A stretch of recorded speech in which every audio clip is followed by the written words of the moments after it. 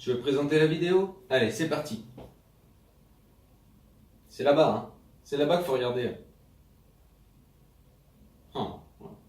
Bon, salut les amis, c'est Grootgame, content de vous retrouver dans cette nouvelle vidéo pour le test de plusieurs petits produits. Ça fait longtemps que je ne vous ai pas testé des super produits du site Geek ou Wish, comme vous voulez. On y va, je vais vous présenter rapidement les petits produits que j'ai achetés dessus. Alors, une petite manette Bluetooth où vous pouvez mettre votre smartphone directement dessus, connecté en Bluetooth donc, et vous pourrez jouer directement comme une petite console de jeu portable sur les jeux que vous préférez, à voir si ça fonctionne sur tous les jeux, le temps que ça dure, etc. Ça c'est fait. Ensuite, une petite arbalète. Et oui, une petite arbalète, on l'a bien entendu, métallique, avec ces petits cure-dents à tirer. Non mais, c'est quoi ce bordel quoi? Il y a vraiment n'importe quoi sur ce site. Une arbalète métallique avec un cure-dent. Qui a eu l'idée d'inventer ce truc quoi? C'est ouf. En tout cas, elle est métallique. Elle a l'air de bonne qualité. Et on va voir un petit peu ce que ça vaut. Attention. Non, je suis pas un psychopathe non plus. Ensuite, une petite coque de manette Xbox entièrement intégrale. Bois laqué, attention. Non, c'est du plastique. Voilà, entièrement avec les petites vieilles pièces là et les petites visseries qui vont être une bonne grosse galère sûrement à assembler, si en tout cas ça s'assemble, et les petits tournevis pour démonter tout ça. Ensuite on y va dans cette magnifique boîte, un truc de dingue. Tadam! Un cadenas sans clé à empreinte digitale, un truc de dingue quand même. Bon, faut voir ce que ça vaut. Hein. On peut le recharger, donc c'est marqué USB, peut-être des mises à jour, je sais pas. Et on a eu possibilité, si un auto est mort, coupé, je sais pas, de le déverrouiller par une application, parce que ça doit sûrement fonctionner avec une application. Et ensuite, cette grosse boîte, alors là, c'est le clou du spectacle. Hein. Vous voulez voir hein? Ah, je sais pas si je vous fais voir, peut-être à la fin. Non? Allez, je vous fais voir. Un drone Phantom 4 de DJI, un truc de... Non, je plaisante, n'importe quoi. Je dis n'importe quoi. Une pure imitation, tout petit, tout léger. D'ailleurs, il est tellement léger que je pense que tu n'as même pas besoin de le mettre en route pour qu'il s'envole, le truc. Avec sa super télécommande. Voilà, bon, c'est assemblé, il y a plein de petites vis pour les protections, le câble, la super caméra GoPro. Elle est dessous. J'arrive. Voilà, donc je pense que vous savez comme moi ce que ça vaut. Je pense que quand je vais le mettre en route, c'est soit il va partir sur le toit de l'immeuble, soit il va partir dans le Rhône. Pour moi, ça sera réglé. Voilà, allez, on y va. On va présenter tous ces petits produits un par un. C'est parti. Allez, c'est parti pour cette petite arbalète.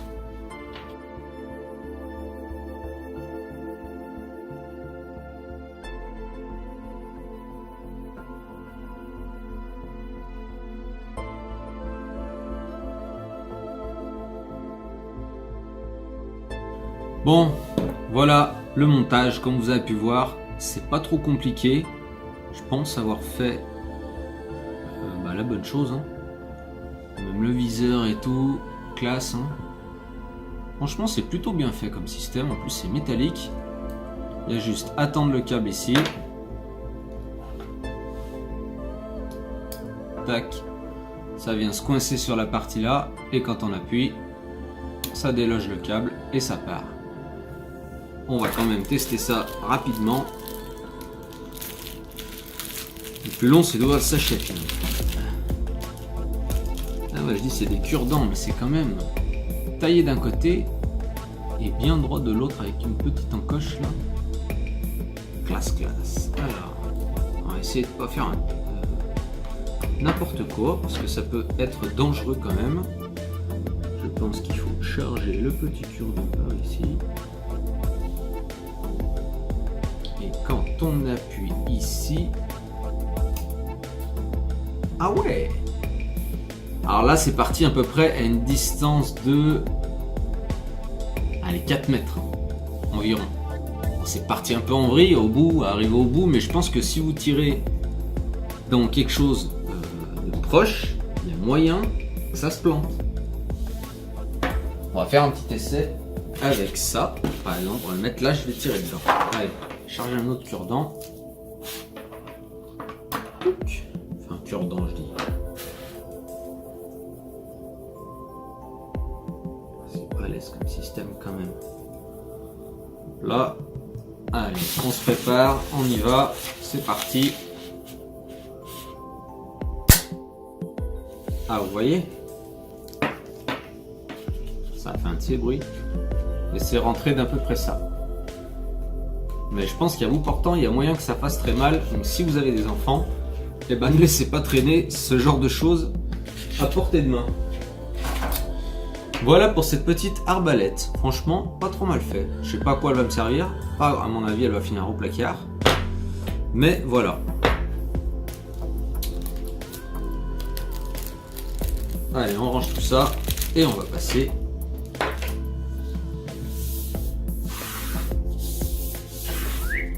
à autre chose. Allez, c'est parti, cette fois on attaque la fameuse manette Xbox que je vais démonter et on va mettre cette superbe coque brillante, imitation bois. C'est parti.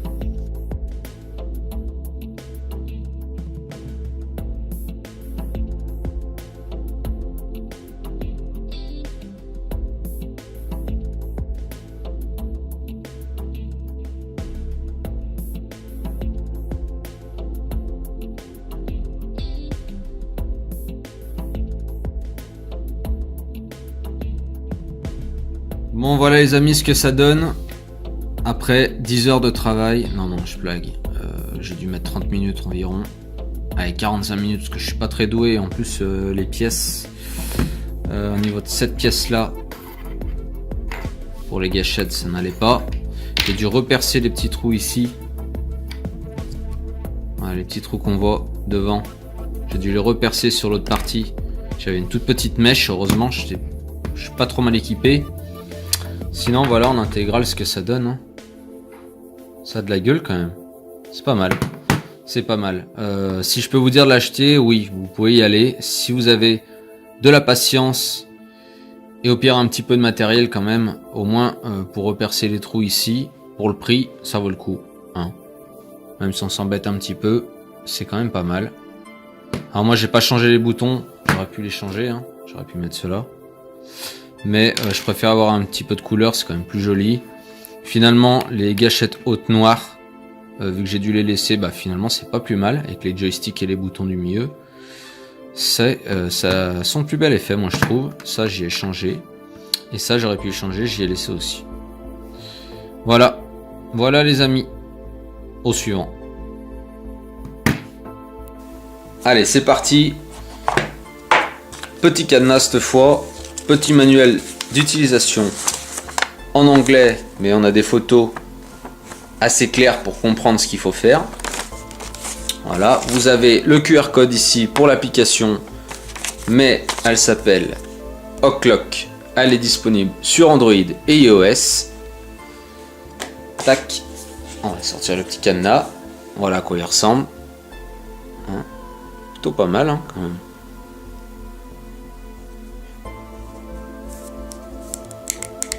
Là c'est bien fermé, hein. C'est tout en métal, tout en métal. Vous avez un petit port USB ici. Voilà. Le bouton noir, ne me demandez pas à quoi il sert. Il est tout dur. Bon, voilà. Donc voilà pour ce petit cadenas. Alors, facile, on va prendre le téléphone. On va aller dans l'application ici que j'ai déjà téléchargé. Les deux petits papiers à l'intérieur de la boîte, ce n'est pas le QR code de l'application, c'est le QR code du cadenas pour avoir la référence du cadenas. Donc moi je l'ai déjà configuré, mais vous allez directement dans le petit plus en haut, vous scannez le QR code, il est ainsi détecté Alors moi je vais dessus, hop. Alors là il est déconnecté pour le moment, donc je confirme pour une petite connexion. Il faut rester appuyé dessus pour activer le cadenas. Et vous pouvez le déverrouiller directement en appuyant ici. Je recommence puisque on n'a pas vu qu'il se déverrouillait. J'arrive à le fermer, voilà. Attention, j'appuie sur le bouton. Touc, voilà, vous voyez, il s'ouvre instantanément. On recommence. Tac. Voilà, il s'ouvre directement. Donc là, je le referme. Il est bien refermé.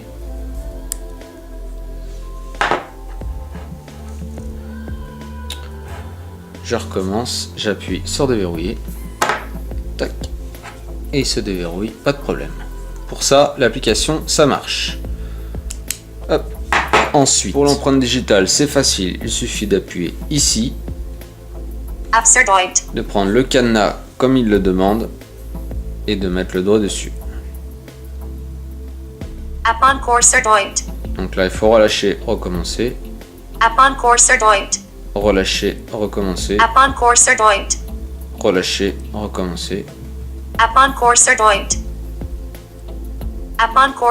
Jusqu'à que le modèle complet soit enregistré. Voilà. L'enregistrement est bon. Vous pouvez revenir au menu. Là, vous pouvez déverrouiller, mais je peux aussi déverrouiller comme cela.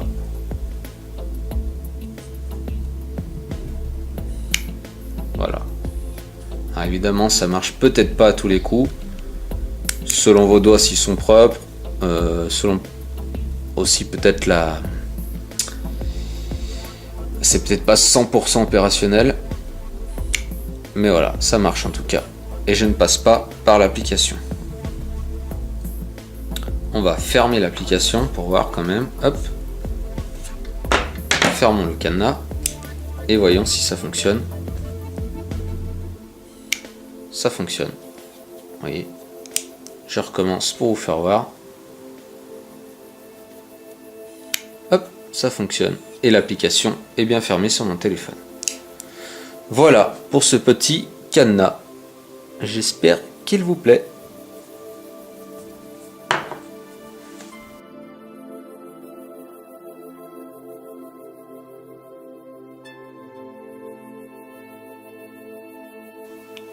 Bon les amis, petit test de cette manette sans fil. Imitation PlayStation un petit peu. Voilà à quoi elle ressemble. Hein. Rapidos, tac tac. Ça ressemble à une manette Play. Hein. Ici on a le petit port USB pour recharger la manette, puisqu'elle est Bluetooth. Au niveau de l'autonomie, je pourrais pas vous dire, mais je pense que ce genre de manette ça résiste quand même pas mal, en tout cas pour faire quelques parties sur votre smartphone. De toute façon on joue jamais 3 ou 4 heures de suite sur un téléphone avec une manette comme ça, à moins d'être vraiment un marteau des jeux vidéo sur smartphone, si vous avez une console ou un PC à côté. Voilà, donc là vous avez la fixation pour votre téléphone, ça résiste pas mal, donc je pense que ça tient bien. Vous pouvez le régler sous plusieurs angles selon comment vous êtes. Ici vous avez la petite clé USB qui est intégrée, qui est un peu galère à sortir. Hop. Voilà, pour pas la perdre, pour la brancher sur PC. Une manette qui fonctionne sur Android et iOS, sur PC et normalement sur console aussi, sur PlayStation. Enfin en tout cas annoncé. Moi je vais juste la tester sur Android. Je pense que sur iOS ça sera à peu près le même système. Alors rapidement, on va pas l'allumer tout de suite, c'est en faisant la manip pour la connecter. Alors vous prenez votre téléphone, vous activez votre Bluetooth. Voilà, vous voyez que j'ai pas d'autre modèle qui apparaît à part ma B-Box. Donc là, pour l'allumer, vous voyez il y a Android ici. Pour iOS, vous resterez appuyé sur celui-là. Donc pour Android, vous restez appuyé ici. Là, elle se met en accéléré. Ça veut dire qu'elle attend une connexion. Vous lancez l'analyse, hop, et elle va apparaître. Pouf, voilà. PG 9076, le modèle, vous appuyez dessus. Hop, là vous avez les petites notifications de votre téléphone pour dire vous ajoutez en tant qu'appareil. Voilà. Je valide. Oui, ajouter. Voilà, comme ça tout est connecté, c'est parfait. Ensuite, là elle est connectée, là elle ne clignote plus pour dire qu'elle est connectée à votre téléphone. Donc après plusieurs essais sur les jeux de voiture du genre Asphalt, ça fonctionne, même très bien. Et du genre sur les jeux de tir PUBG, un peu genre Sniper 3D, choses comme ça ne fonctionne pas. Ça franchement c'est très décevant. PUBG, ce genre de jeu de tir, ça mérite d'avoir une petite manette plutôt que de jouer avec le doigt sur l'écran. Déjà ça libère l'écran. Et là ça ne fonctionne pas, c'est une grosse déception un petit peu, donc tant pis. En tout cas pour Asphalt 9 c'est parfait, ça fonctionne très bien. Voilà pour le petit test rapide de cette manette. Et pour la connexion, c'est voilà, en restant appuyé sur les deux boutons ici. Voilà, au suivant. Bon les amis, c'est parti pour ce petit drone venant de chez Geek. Un petit déballage rapide dans la boîte. Alors, une petite manette, enfin petite manette, même grosse manette, avec le support pour le téléphone et un livret d'instructions qui, j'espère pour vous, vous avez bien appris, vous révisez votre chinois parce que le livre est entièrement chinois, mais il y a un petit peu d'anglais quand même, vous êtes sauvés. Pour le reste, le drone, voilà, très léger, ça promet. Des petits accessoires à monter, vous voyez la taille des vis, je vous dis pas la galère que ça va être. Des petits supports ici, des protections d'hélice, la petite caméra qui est aussi très légère et des hélices de rechange, pardon. Une petite clé USB, je pense que c'est pour l'enregistrement vidéo à voir, et un petit tournevis, voilà, fixé avec, donné avec, pardon, pour fixer ces toutes petites vis. Allez, on va attaquer ça. C'est parti.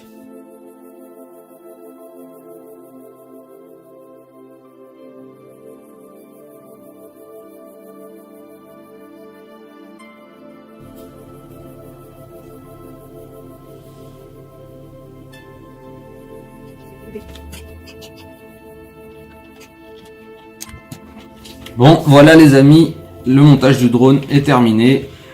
Franchement, visuellement, je dirais que c'est plutôt pas mal à voir comme ça. Ça a de la gueule. Après, sur la balance, bon, je pense que même si je souffle dessus, le truc il s'envole quoi. Au niveau de la fixation de la caméra, c'est vraiment très léger. Je me demande si la caméra va pas tomber en vol d'ailleurs. Bon. Je pense qu'au montage il faut faire vachement gaffe, donc à voir ce que ça donne. Je l'ai raccordé, il n'y aura plus qu'à tester tout ça et c'est ce qu'on va faire. C'est parti.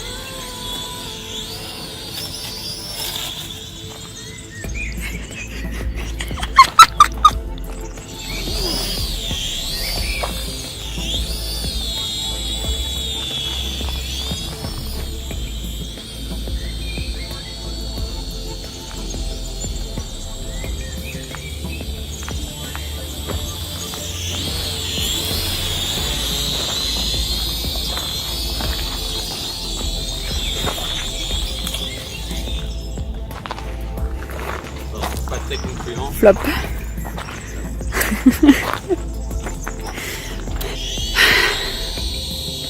Attention. Ah, putain, ça tenir. Non, va de l'autre côté.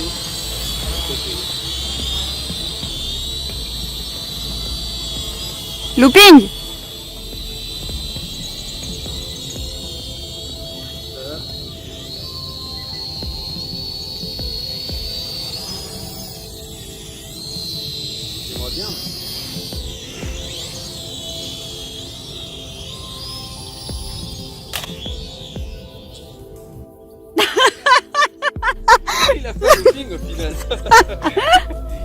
Bon. Bah essai, Se faire un foot avec. essai numéro 5. Elle marche quand tu le balances par terre, le truc, c'est cool. En fait, ça marche mieux comme ça que comme ça. Donc, ah d'ailleurs, la caméra remarque à nouveau. C'est un petit peu bizarre. Après exécution de test, comme vous avez pu voir, c'est une Daube. daube. C'est un échec total. Je peux vous le conseiller. Je ferais plutôt poubelle. Si on peut quand même vous faire voir. Enfin, si ça veut marcher. En fait, oui, ça marche quand ça veut, je sais. Ah. Bon, bah, je voulais vous faire voir, mais j'arrive pas, ça rame. Ça rame. Olé, ola.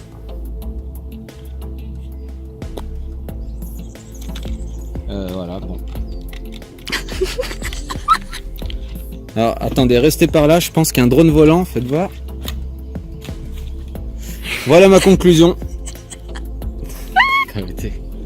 Bon les amis, n'hésitez pas à laisser un petit commentaire dans la description et à vous abonner si ce n'est pas encore fait, si ça vous a plu, et à la prochaine pour d'autres vidéos. Salut les amis.